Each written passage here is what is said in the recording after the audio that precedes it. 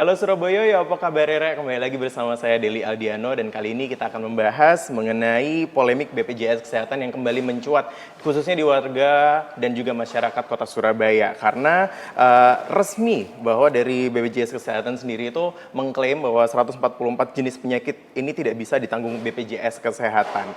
Lalu adanya juga masalah mengenai penolakan di rumah sakit karena dianggap belum memenuhi kriteria darurat. Nah, bagaimana fakta sebenarnya terkait isu yang satu ini dan seperti apa tanggapan dari Komisi D DPRD Kota Surabaya? Sudah bersama kami Ibu Dr. Zuratul Mar'ah dari Komisi D DPRD Kota Surabaya. Assalamualaikum Bu. Waalaikumsalam Apa kabar warahmatullahi Ibu? wabarakatuh.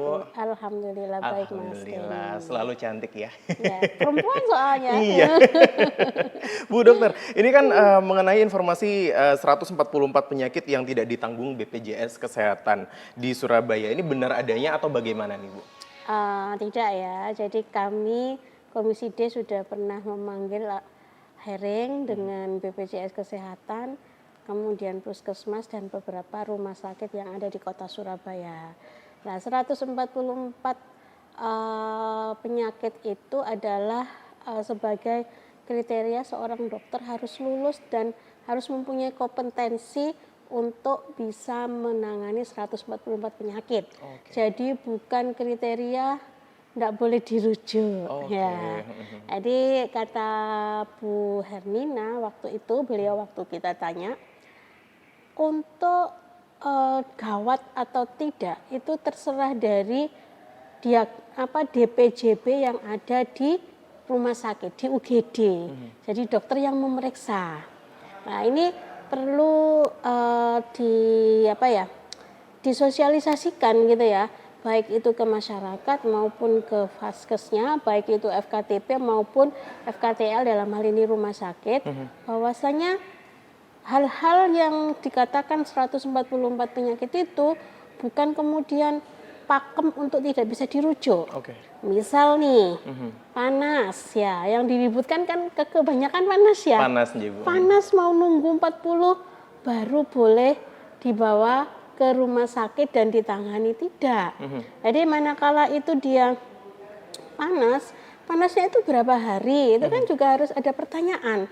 Nah, komunikasi ini harus juga dilakukan ya pada saat anamnese di UGD gitu ya. Kalau panasnya itu sudah hari keempat atau hari kelima, nah kemudian panasnya disertai dengan ada muntah yang menyebabkan anak itu jadi kayak orang lemes gitu ya, dehidrasi. Itu kan ada ya.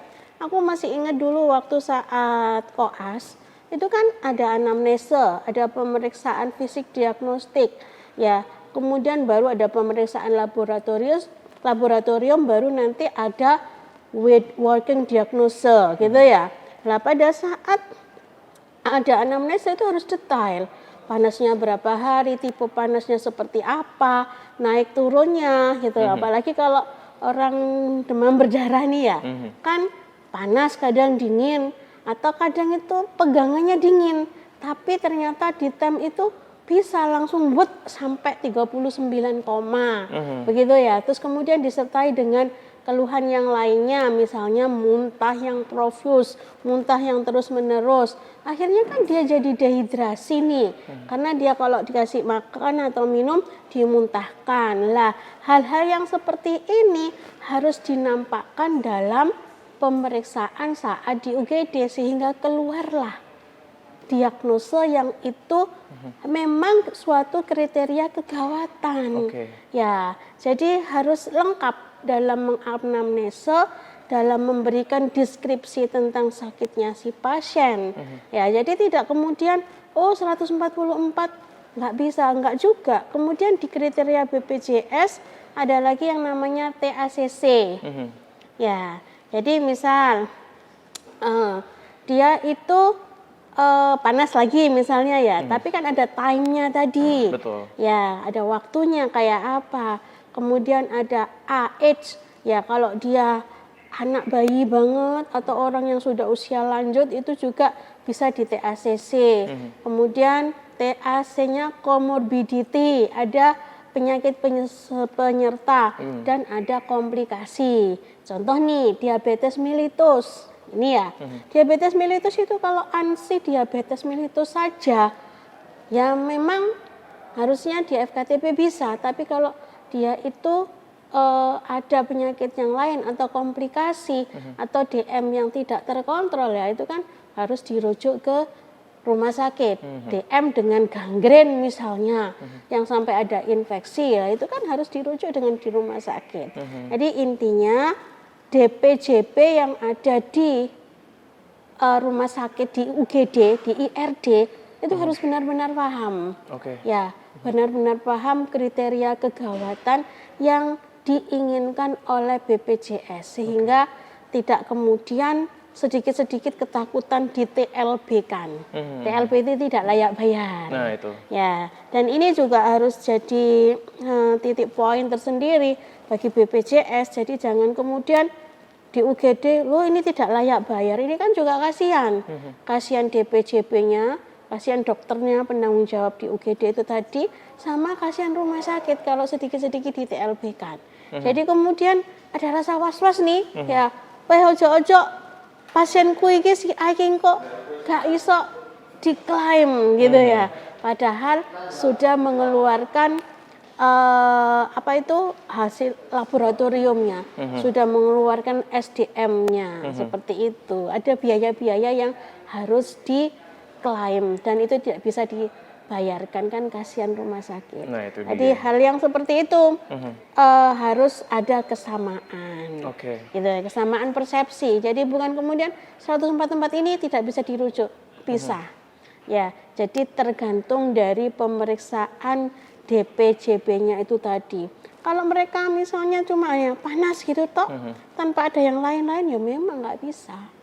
Tapi kalau ada panas, kemudian kriterianya disebutin panasnya seperti apa, berapa hari, kemudian pemeriksaan fisiknya ada KU sangat lemah, lah ada tanda-tanda dehidrasi disebutin, nggak mungkin kemudian BPJS itu akan men-TLB-kan. Begitu, Mas, ya. Baik, Bu Dokter, ini sebenarnya untuk daftar 144 penyakit ini ya, ini bagaimana mempengaruhi beban kerja dan juga kompetensi dokter yang ada di puskesmas atau di FKTP yang ada di Surabaya? Apakah mereka sendiri itu sudah punya kapasitas dan juga sumber daya yang cukup, contohnya misal tenaga medis, lalu alat kesehatan, obat-obatannya, untuk menangani ke 144 penyakit ini secara optimal? Ya, seorang dokter itu dia ada ujian kompetensi ya. Nah, mereka itu untuk lulus harus bisa 144 pasien. Jadi saya anggap kalau dia sudah di puskesmas itu kan sudah selesai ya, pendidikannya sudah selesai. Beliau-beliau ini juga sudah ada yang namanya internship. Nah, tentu beliau paham bahwasanya seorang dokter harus bisa mendiagnosa 144 diagnosa yang wajib untuk diketahui, gitu ya. Kemudian masalah sumber daya obat, kemudian sarana prasarananya, kalau di puskesmas saya yakin pasti ada. Jadi enggak mungkin ya, apalagi di Surabaya. Di Surabaya ini sekarang adalah tergantung pada SDM-nya. Kadang-kadang, mohon maaf nih ya, kita tuh pernah ya sidak ke puskesmas gitu ya. Ternyata itu ada oksigen yang regulatornya nggak terpasang gitu ya. Atau ada selang oksigennya ini tidak berada di dekat dari UGD, masih harus cari di tempat layanan rawat inapnya atau cari di mana. Itu kan hal yang seperti itu di UGD kan tidak boleh. Jadi yang namanya untuk jalan nafas, untuk oksigen itu ya harus lengkap dan berada di dekat-dekat situ. Nggak boleh kemudian begitu ada pasien kita masih kebingungan, loh ini kok gonok regulatore, loh ini kok selangi gak ono. Nah itu nggak boleh ya, termasuk obat-obatan emergensi yang memang sudah jadi standarnya suatu ruangan emergensi itu sudah ada ya. Dan itu biasanya juga harus dilihat gitu ya. Dilihat mulai dari expirednya, ketersediaannya. Nah ini kadang-kadang yang namanya manusia ya Mas ya. Nah kadang-kadang lupa. Ya makanya itu kan ada yang namanya apa yang kamu lakukan dicatat dan apa yang kamu catat dilakukan. Itu yang kalau apa itu namanya ya akreditasi ya.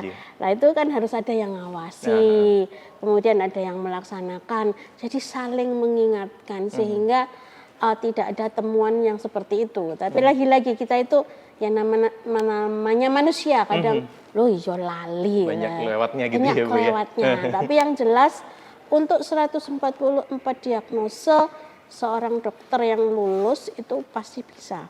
Dan sarana prasarananya kalau di FKTP terutama di Surabaya, puskesmas saya yakin tersedia. Oke, baik Bu Dokter. Mungkin kita sesaat lagi di segmen selanjutnya akan membahas lebih fokus ke fasilitas kesehatan tingkat pertama atau FKTP ini tadi dan juga dampak kebijakan BPJS mengenai 144 penyakit ini. Kita akan membahasnya di segmen selanjutnya. Anda jangan kemana-mana.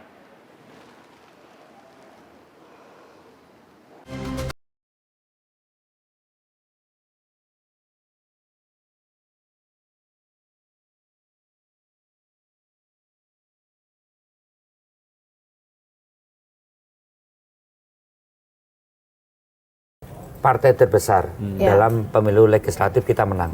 Itu kan saat ini menguasai di parlemen sebagai ketua DPR Mbak Puan Maharani dan juga menguasai DPRD di daerah dan juga ada 126 kepala daerah. Jadi sebagai partai politik memang partai politik besar dalam pengertian elektoralnya. Nah kita pun juga ingin berpikir hal yang besar dalam urusan Republik ini. Nah, Kongres PDI Perjuangan selalu bicara hal yang strategis tentang persoalan-persoalan bangsa ke depan dengan cara pandang bagaimana ideologi Pancasila NKRI ini tidak hanya soal konsisten, tapi juga bagaimana relevansi dan kontekstualisasi itu berjalan. Dalam kita mendesain ini, isu-isu yang Gus Im sampaikan tadi, saya kira itu ada di dalam dinamika politik saat ini. Nah, namanya juga isu. Namanya isu itu bisa kita abaikan, bisa tidak. Bisa menjadi realitas, bisa tidak. Tentunya PDI juga terus akan mencermati hal-hal yang berkait dengan isu-isu. Apakah isu itu menjadi realitas atau tidak? Tentu kehendak subjektif PDI Perjuangan sebagai partai yang sudah berulang-ulang kali kongres dan sudah juga berbagai dinamika, baik itu di tahun sebelumnya ya, sebelum reformasi tahun 96, kemudian pernah berkuasa, kemudian pernah di luar kekuasaan, pernah berkuasa dan di luar kekuasaan, banyak materi untuk memberikan kontribusi ini bangsa ke depan dengan tentunya tidak meninggalkan berbagai isu-isu yang ada itu. Kurang pamornya atau pasti semua suara akan kepada Pak Jokowi gitu kan. Tapi kan ini jadi kalau misalkan Pak Jokowi menerima begitu dan akhirnya kita akhirnya seorang Joko Widodo misalkan mau menjadi ketua umum PSI gitu kan. Ini kan jadi keuntungan tersendiri juga buat Partai Solidaritas Indonesia begitu. Kalau dilihat dari DNA-nya mungkin akan jadi pertanyaan ya kan, karena pertama waktu sebelum awalnya Partai Anak Muda. Lalu kemudian kan Kaisang belum menyelesaikan tugasnya. Ya maksudnya saya mencoba untuk objektif ya, untuk bisa berpolitik dengan kebijaksanaan, lalu juga dengan nurani gitu ya, masih bisa kok. Jadi orang kan suka mencemooh, orang politik pasti mau untungnya dan enaknya saja. Enggak kok, saya nggak cari untung, saya nggak dapat untung, saya nggak minta jadi komisaris, saya nggak minta jabatan, nggak minta posisi, enggak maksudnya. Emang ada yang kayak gitu ya? I don't know, people have the impression bahwa orang-orang itu akan mengatakan sesuatu sesuai dengan pesanan, ya kan? Saya tidak dipesan oleh siapapun. Dan kalau saya diizinkan untuk memberikan nasihat, maka saya akan bicara bahwa biar saja Mas Kaisang yang diberi kesempatan untuk memimpin. Lagi? Bukan lagi, kan belum selesai kok. Kan 5 tahun. 5 tahun kan nggak boleh diteruskan. Gitu. Jadi tidak perlu diinterupsi lagi karena nanti bisa menjadi pertanyaan. Pasti. Kenapa? Iya kan, yang tadi saya bilang estafet kan harusnya ke bawah, bukan ke atas. Gitu. Saya kan Tapi tukang kebun ya, saya kan tukang kebun ya. Jadi kalau kamu berkebun itu, kamu harus memberikan tempat kepada tunas-tunas muda untuk tumbuh. Yaitu dengan cara ranting-ranting yang sudah tua, daun-daun yang sudah tua itu harus diambil, harus dibuang untuk memberikan kesempatan kepada yang muda untuk tumbuh. Saya pikir kehidupan manusia, ekosistem di dunia politik ataupun ekosistem di dalam organisasi harus mengikuti hukum alam yang memang berlaku.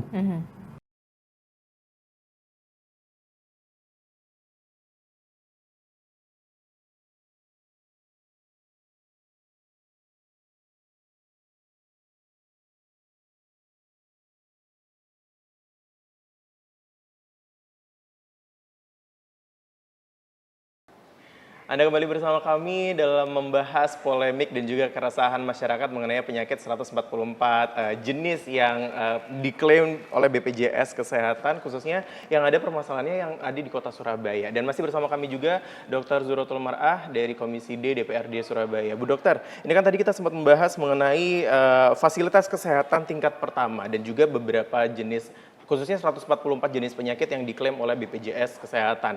Dan juga tadi sempat dijelaskan juga sama Bu Dokter ini kalau ternyata memang untuk menjadi dokter, khususnya yang ada di UGD itu memang harus lolos yang namanya bisa menangani itu ya.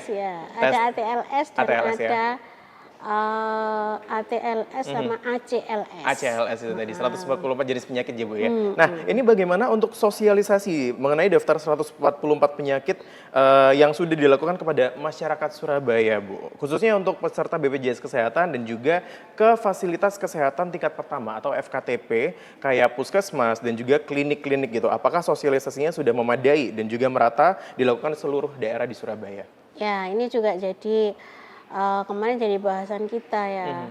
Ini harus disosialisasikan baik ke masyarakat maupun ke FKTP. FKTP itu kan ada klinik dan ada puskesmas ya, klinik swasta sama puskesmas. Ini harus benar-benar disosialisasikan, terutama kepada masyarakat. Kalau untuk FKTP sih insya Allah selesai ya. Tapi kalau ke masyarakat ini yang persepsi-persepsi itu tadi, nah itu dia. Itu harus disamakan bahwasanya keluhan sama diagnose itu beda. Ya, jadi demamnya masyarakat dengan demamnya versi kita itu beda. Panas itu tidak hanya kemudian ini tipes, ini demam berdarah. Demam berdarah pun itu ada grade-grade-nya. Ya, kalau kita itu sudah mengalami dengue shock syndrome lah, itu kan walaupun itu demam berdarah kan harus sudah masuk itu UGD. Nah, masyarakat harus dipahamkan tentang kriteria mana itu sakit dan mana itu gejala. Tadi itu loh ya, subjektivitasnya pasien itu sendiri. Ya, terus kemudian sosialisasi tentang ini tadi, kalau untuk menulis anamnese harus lengkap sehingga tidak terjadi misdiagnose, tidak terjadi mispersepsi antara FKTP dengan BPJS dalam hal nanti kalau misalnya dirujuk ke rumah sakit itu tidak di TLB kan. Ya, jadi benar-benar anamnesis sama pemeriksaan fisik diagnostiknya itu harus lengkap. Ya, sehingga rumah sakit itu juga tidak takut jangan-jangan nanti tidak layak bayar sehingga wis ditolak ae utawa dikongkon bayar ae ya gitu kan, enggak mau ribet gitu ya. Jadi memang begini ini harus perlu effort tersendiri ya. Jadi saya itu sebenarnya bersyukur banget ada BPJS ya. Kalau dulu aku sering cerita kan, dulu itu pada saat aku pertama kali jadi dokter, orang itu bisa jual rumah. Ya, untuk biaya berobat sakitnya, terutama yang sakit kronis kayak semacam kencing manis, darah tinggi yang kemudian terjadi gagal ginjal itu kan harus cuci darah ya berkali-kali gitu ya. Itu bisa sampai jual rumah. Sekarang kan tidak, karena ada asuransi dari BPJS ini tadi ya.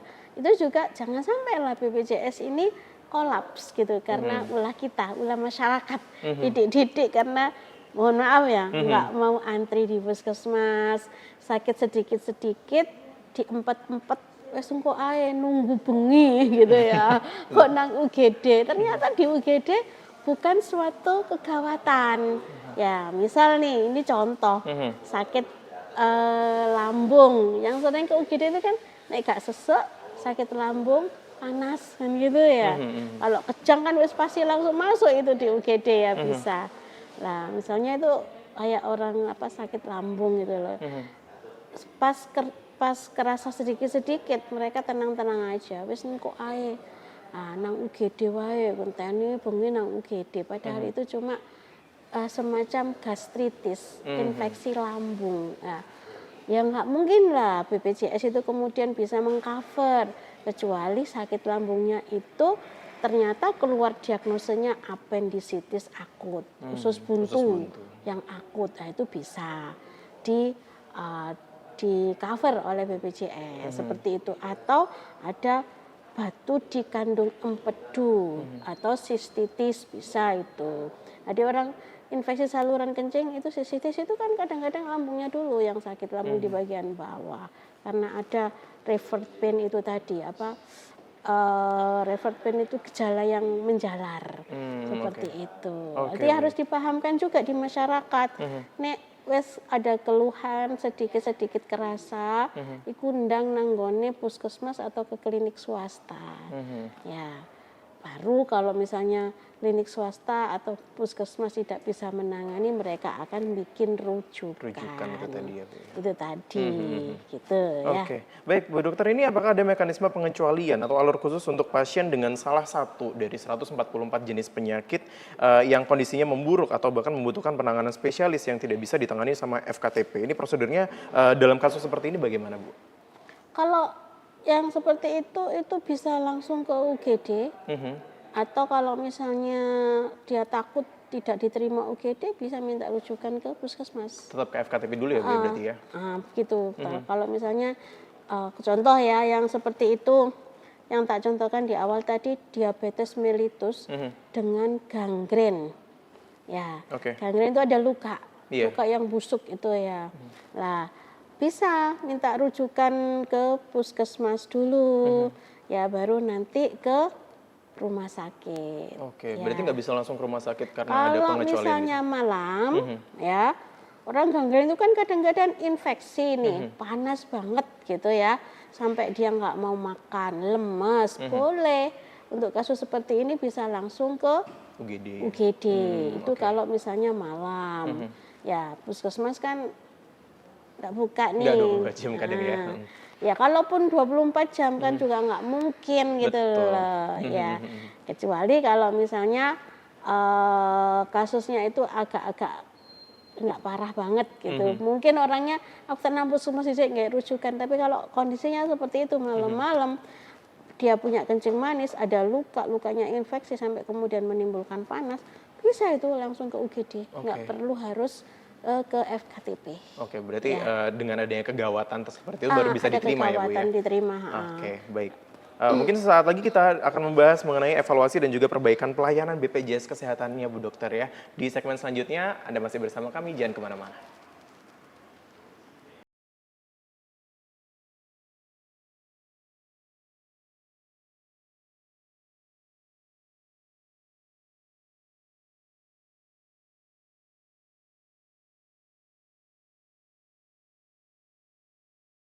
Saya melihat Pak Prabowo dalam urusan ini, dia mempunyai juga kemampuan kontemplasi untuk tidak menjadikan bangsa ini menjadi rejim yang otoritarian, represif, apalagi tidak memberikan ruang demokrasi di dalam konteks kita berpartai saat ini. Saya melihat komitmen di Pak Prabowo itu ada. Nah kalau Pak Prabowo ada, teman-temannya juga nggak boleh mengikuti kan gitu kan. Teman-teman yang separtai apa teman-teman yang lainnya? Ya, ini kan sistem ya. Namanya presiden, apalagi dengan penguatan presidensial, itu kan begini. Demokrasi ini sebenarnya mungkin yang benar itu bukan temannya Prabowo, temannya Mas Bimo. Sohib ya Mas Bimo. Ini kata-kata bersayap. Ya kan Begini, semuanya sahabat kalau Mas Bimo. demokrasi ada. Ini saya kan melihat dari berbagai momen demokrasi. Mau undang-undangnya dibikin kayak apapun, demokrasi di Indonesia ini hanya bisa berjalan sejauh mana kehendak kepala negara dan kepala pemerintahan, dalam hal ini presiden, termasuk Presiden Pak Prabowo, mau membatasi kekuasaannya dengan kewenangan yang sudah diatur oleh konstitusi atau tidak. Kalau beliau tidak mau membatasi kewenangannya atau kekuasaannya, apapun bisa dilakukan. Iya kan, jadi saya pikir kalau orang-orang banyak yang menyukai Pak Jokowi dengan likability yang masih tinggi, itu udah ada Kaisang kok di situ, yang sudah berniat untuk memberantas korupsi, untuk mengusung isu anti korupsi, untuk membantu mengesahkan undang-undang perampasan aset, walaupun belum ada di parlemen, tapi bisa yang di DPRD juga menunjukkan DNA-nya seperti apa. Itu saya pikir akan menjadi harapan bagi anak-anak muda dan bagi anak-anak Gen Z atau yang malas untuk berpartai, bisa memberikan pertimbangan bahwa ada kok partai yang konsisten gitu.